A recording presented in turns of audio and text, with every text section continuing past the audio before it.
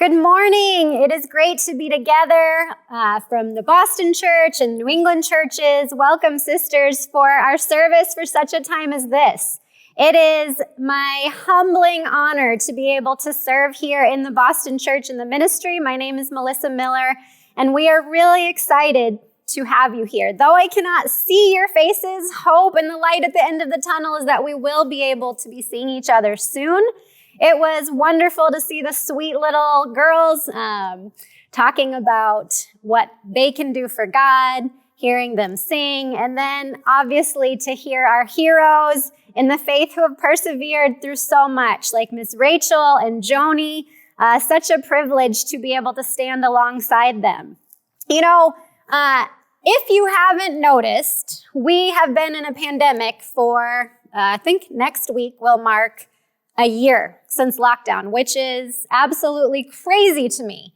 But right, for such a time as this that we are in, there has been a lot going on. It has been hard. There has been a lot of brokenness and heartache and loss and grief and mourning. And it's amazing in all of that to know that we can also look at the Bible and have heroes and characters come to life who also lived through times that had a lot of hard and challenge and brokenness. And that's why I love Esther. She is a hero to me. I have loved studying her. I've always loved her. But even as I've studied her recently, I'm inspired. I'm moved by this teenage girl. For the teens that are out there, Esther was 14 or 15 years old when she became queen. She was 17 or 18 when she saved her nation. Don't ever think as a teenager that you cannot have an impact on this world. But I love the story of Esther. You know, the theme of the book of Esther is interesting because nowhere in the entire book is there ever a mentioning of God. And yet it is the most beautiful story where God's presence is felt unquestionably, where you know he is there. His sovereignty speaks loudly as he is really moving behind the scenes, above the scenes, and all around to use this young woman, Esther, for such a time as this. So we are in a time now that feels hard. You know, this time in Esther's day had a lot of hard times as well. We open up in the story of Esther with the deposing of the queen, of Queen Vashti, which in and of itself is a whole other story that I wish we had time for, but it was challenging. And then Esther comes on the scene, and we hear on a whim the king make this incredibly rash and callous decision to annihilate the Jews, to exterminate an entire nation of people. Like, let that sink in. He's with some friends hanging out, and some guy just, Haman decides, let's kill all the Jews. And the king goes, great, let me seal it, and that's done. I mean, that is intense. And you get all of the Jews, it says in Esther 4, verse 3, in every province to which the edict and order of the king came, there was great mourning among the Jews, with fasting, weeping, and wailing. Many lay in sackcloth and ashes. I mean, I can't even imagine this scene. I think the way that they grieved in these times can be an example to us, but one that was not go lock yourself in your bedroom and cry alone in the bathroom. It was weeping, wailing. I mean, they wore sackcloth, put themselves in ashes, lay prostrate on the ground. You knew that they were in desperate times. And so as we have felt the hard times, certainly this is not the first and it will not be the last, that we need to be inspired by people who stood up and had courage for such a time as this. God is active now, and he's wanting to use each one of you for our time, for this time. So I've got 3 points as we look at the life of Esther. The first one is an identity crisis averted. And in chapter 2 of Esther, we are introduced to this young woman. And I'm going to read through some of our first introductions to her. In chapter 2 and verse 7, it says, Mordecai had a cousin named Hadassah, whom he had brought up because she had neither father nor mother. This young woman, who was also known as Esther, had a lovely figure and was beautiful. Mordecai had taken her as his own daughter when her father and mother died. Now Esther goes and is with this harem of hundreds of other women to go before the king where he's going to select one of them to be his queen. Up in verse 2 and verse 10 again, Esther had not revealed her nationality and family background because Mordecai had forbidden her to do so. Every day he walked back and forth near the courtyard of the harem to find out how Esther was and what was happening to her. Before a young woman's turn came to go into King Xerxes, she had to complete 12 months of beauty treatments prescribed for the women, 6 months with oil of myrrh and 6 with perfumes and cosmetics. And this is how she would go to the king. Anything she wanted was given her to take with her from the harem to the king's palace. In the evening, she would go there, and in the morning, return to another part of the harem to the care of Shashgaz, the king's eunuch who was in charge of the concubines. She would not return to the king unless he was pleased with her and summoned her by name. So I'm not sure if you caught that there, but these women were given months of beauty treatments, and then the king saw them, slept with them, and put them back while he was able to make his decisions of who he liked, what he liked best. So basically, Esther's now been forced to sleep with the king to aid in his selection process. And can you imagine what happens to these young women as they go back into the rooms of hundreds of other young women who are vying to be the queen, who are being judged entirely on how they perform in the bedroom and the way that they look? I mean, that is Mean Girls on steroids. It is a crazy, crazy, sad, heartbreaking, just desperate time that these young women were having to live in. But let's talk about an identity crisis, okay? You've got Esther here, and she was essentially a teenage, orphaned, exiled Jew hiding her identity, used for her looks and body, sex slave, forced into marriage, young woman who became queen. Now that is a mouthful, but that is the identity crisis that Esther was living in. I love the movie from Disney, Inside Out, about this teenage girl wrestling with her emotions. Can you even imagine Disney trying to come up with an inside-out situation describing the emotions that must have been going on in this teenage girl's mind? This poor young girl was grieving the loss of both of her parents. She was taken away from her uncle, dealing with so much trauma and pain and being told that her worth was found in her image. I mean, my heart breaks for Esther, and she's so young to even be able to process any of it. But God used Esther to save an entire nation, to make an impact in a way that we are in 2021 learning from. She left an incredible legacy. Esther was made queen and then went to go live in the palace with the king. She was living in her own experiences, and she lived in the palace, which was the center of the culture of the day, that shaped all the rules of how life worked and what was right and what was important and what you needed to be like. And after she lived there for about 3 years, I think Esther probably got a bit accustomed to this lifestyle. I think the king actually really liked her and cared for her. She was given anything she wanted. She was the most powerful woman. And yet, she also had to realize that there was a lot going on in the world around her that she was hidden from. You know, I was deeply saddened, I think it was last week, probably 2 weeks ago by the time we hear this, there were over 500,000 deaths recorded from those that have died during COVID in this 1 year's pandemic.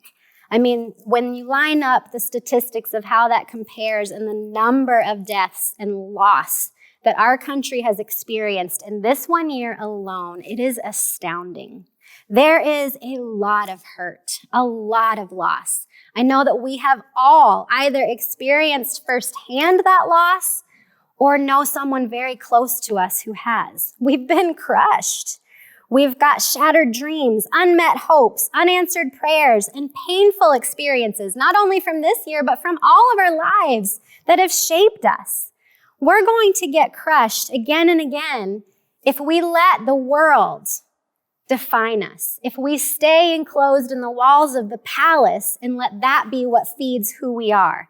We've got to learn how to understand and trust who we are as God defines. You know, I can be a guilty soul. I can be insecure. Most of you probably know my husband, Kevin, but I am a very different person from him. I love him. He is spiritual and he is wonderful, but he is loud and he is crazy. That is not me. I am an introvert. I would not be choosing to stand in front of a camera for all of whoever to see and be speaking in front of crowds. That's not necessarily my gig. I would much rather go by myself and hike in the woods or be in my garden digging in the dirt and planting flowers. In and of and left to myself, I don't like attention there. I get afraid of making mistakes and of doing something wrong or wonder if I'm measuring up or I want to be liked. Do they like me? Will I be loved? So many of these things are what I have to wrestle with. And I've had to continually learn to let God be who molds me.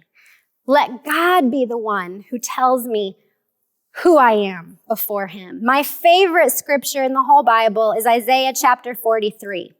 And that's what I ask us, sisters. Where do you get your identity, your security, and confidence from? Isaiah 43 and verse 1, it says, "But now this is what the Lord says. He who created you, Jacob, he who formed you, Israel. Do not fear, for I have redeemed you.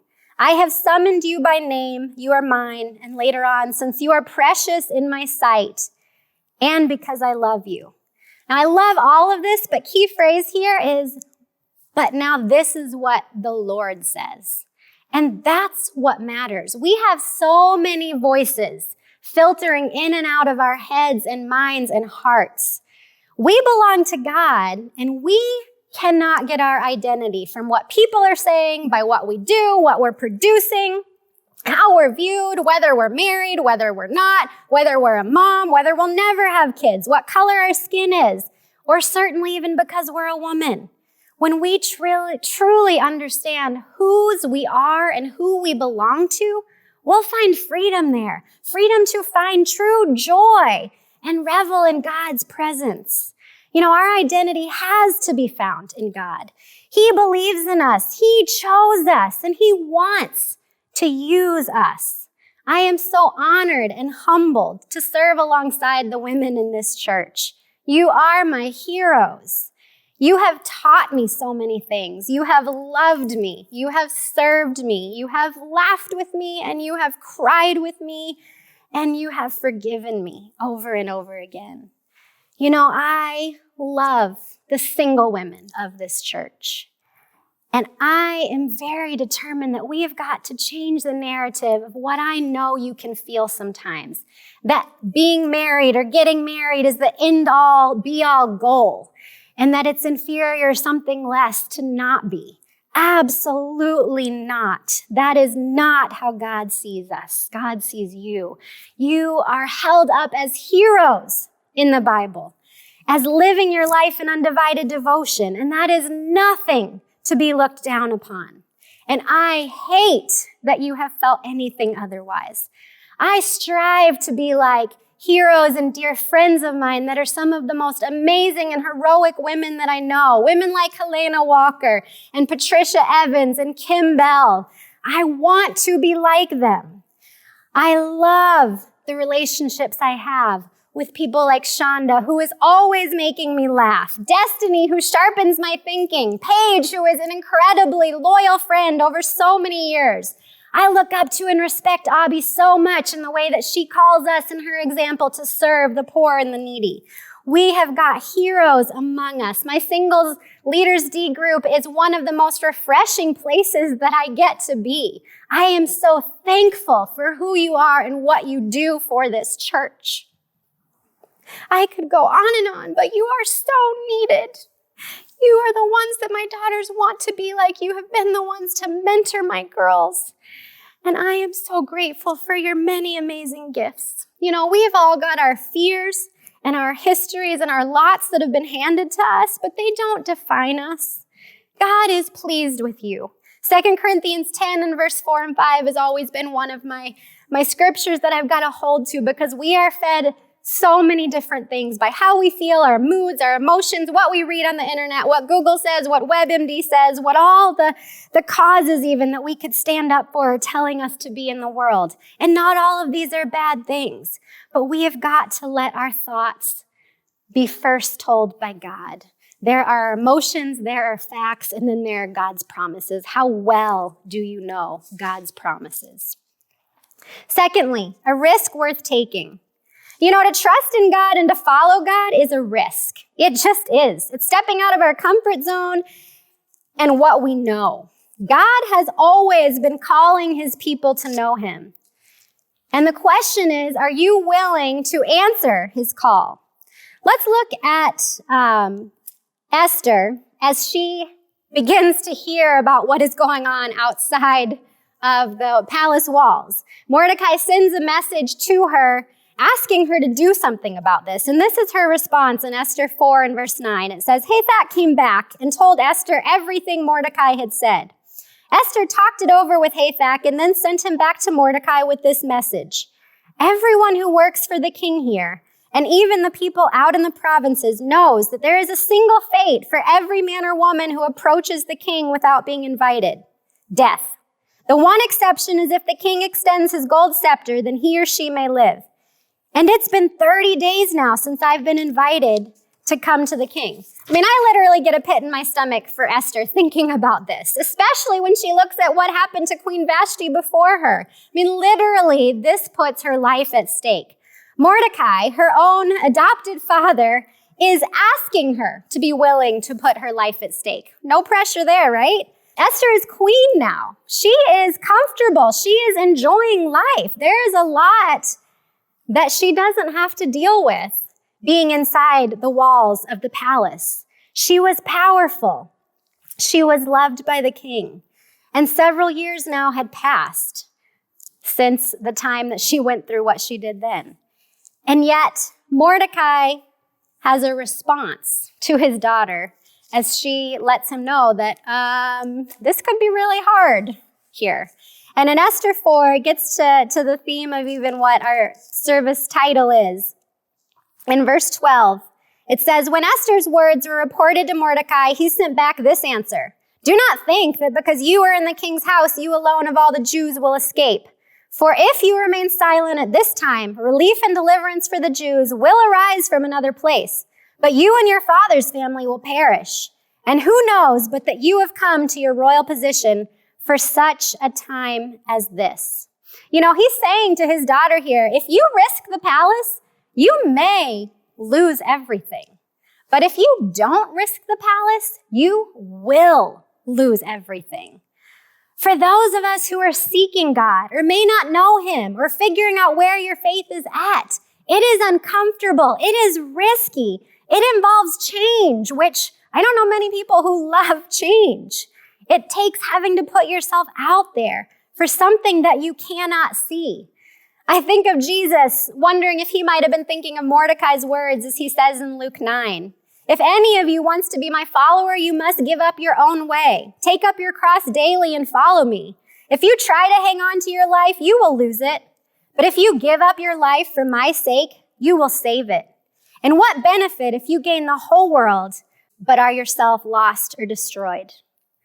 It does take a risky decision to follow Jesus, to follow God. But my life is so good because I made this decision. It is not easier a lot of times. It is definitely not void of pain. But God's promises have been so faithful to me. I know that. I see that. I believe that. As we look at how Esther responds, she got resolved to see that this risk was worth taking. In Esther 4 and verse 16, it says, Then Esther sent this reply to Mordecai, Go, gather together all the Jews who are in Susa and fast for me. Do not eat or drink for 3 days, night or day. I and my attendants will fast as you do. When this is done, I will go to the king, even though it is against the law. And if I perish, I perish. How does Esther come to this? How do we come to this decision to take the risk, to follow God. It's grace. Grace allows us to do this. I love when it says, who knows that you have come to such a time as this? The Hebrew word for come is actually brought to. Come sounds like something that we ourselves can do, right? But when you're brought to something, that's something someone has to do for you. They have to bring you there. And that's what happens with grace. For Esther, she didn't save the Jews because of something she achieved or accomplished or something she did. She was brought to such a time where God chose to use her.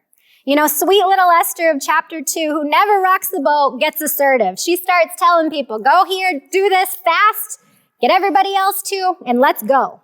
If I perish, I perish. Esther is an amazing example, but we're never gonna, at least most of us will probably never be queen. We're not gonna live inside a palace. And so though she's a great example, we can't attain to Esther.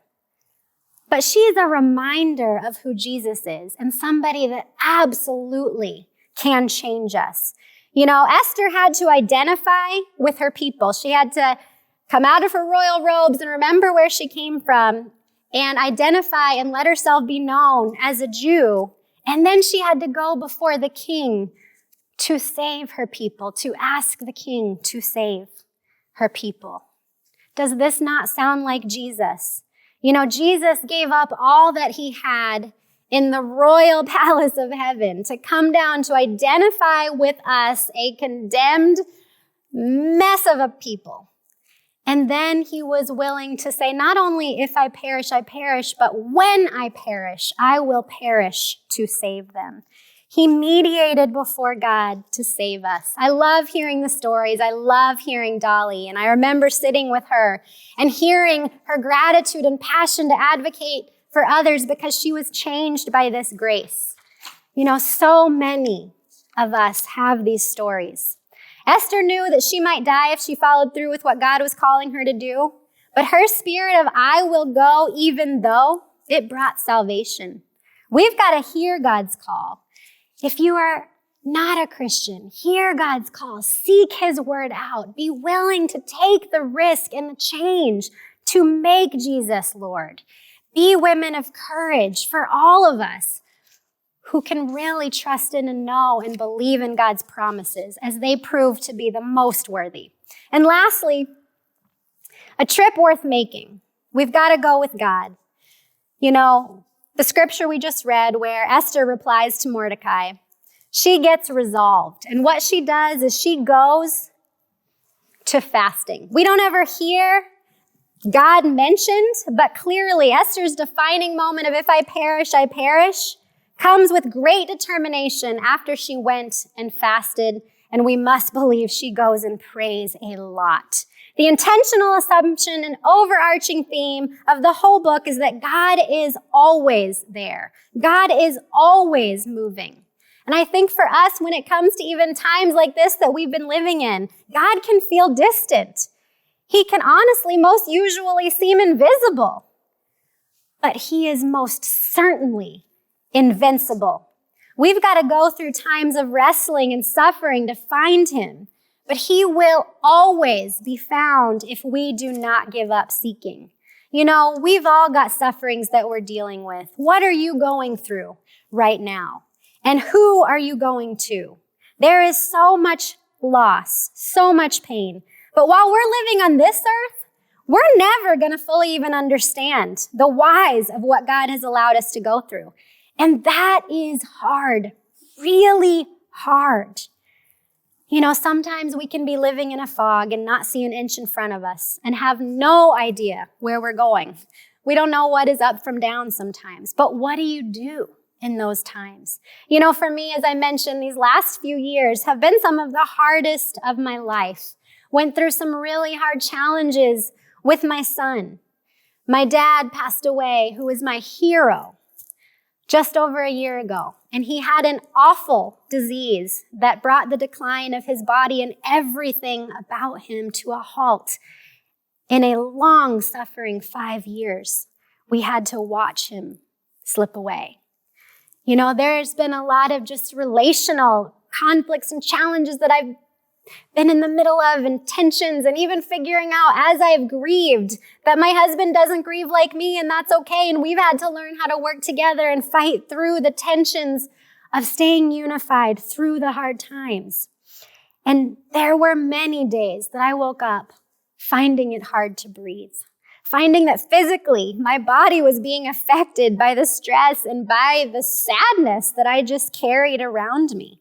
You know, Psalm 77, verse 19, your path led through the sea, your way through the mighty waters, though your footprints were not seen, became my theme scripture. I remember one day going for a run in my neighborhood and found a deserted park, and there was a concrete stairwell that I just found myself collapsing in, sobbing and weeping, feeling the silence of God and just wondering why, when I was going through the hardest things, did he feel the furthest away from me, and begging him to not be silent anymore.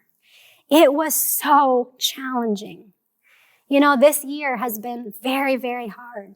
I just attended my aunt's funeral this week and have spoken to many other friends in the past few days who have suffered so much loss, death, trauma, children's chronic health, scary things, cancer coming back, infertility, miscarriage. There is just a lot of hard. And unfortunately, it's not going to go away, even when this pandemic ends. You know, the story of Esther is heroic. We see the end of her story as heroic. And part of this was new stuff that I had been reading and researching as I was looking at her recently. And I almost wish I hadn't read this next part that I kind of don't even really want to tell you. But 9 years after Esther saves the Jews, it's believed by historians that Xerxes' son with Vashti, so Esther's stepson, assassinates the king, Mordecai, and Esther. I mean, it's really tragic, right? She does this amazing, heroic thing, and you're like, God, you used her to save the Jews. And then 9 years later, who knows even how much more she could have done? She's killed and gone. But this is also life. We don't live from mountaintop to mountaintop. Life has got a lot of valleys, and it stinks that we can't. But the mountaintops don't last. Legacies do, and heaven does. If we go with God, that's our ultimate goal. And for us, where do we go in the silences and when the going gets hard? And when it stays hard, we've got to go with God. One day at a time, one foot in front of the other. We can feel so many things. We can find so many answers out there, but we have got to trust God and his promises. We have got so much hope. God will not fail us. He never has. He never did in the days of Esther for her, and he will not today. It doesn't mean that this world will be perfect, because it is not, and it will not be until he comes back. But he loves us more than anyone ever has and ever will. He wants to use you to do heroic things in your schools, at your job, in your neighborhoods, and in your family. But he may not, and he usually, I find, does not always respond in the way that we think he will or he should. Life is a mist, and we don't know our futures. But if we go with God, he promises to bless us, yes, even here in this life, but especially and in the most glorious way, he promises us a new heaven and earth, eternity with him forever. Revelations 21 verse 3 says, God's dwelling place is now among the people, and he will dwell with them. They will be his people, and God himself will be with them and be their God. He will wipe every tear from their eyes. There will be no more death, or mourning, or crying, or pain, for the old order of things has passed away. God promises that heaven is real and it is coming, and we will get to be with him forever. I don't think right now that Esther is regretting anything. She went with God on this earth. She found her identity in him. She had courage to heed his call, and she now has eternity to celebrate and be with him. Let's be reminded of her example today as we strive to follow Jesus in his example. Thanks so much for listening, and now we're going to hear from some women as they discuss these things.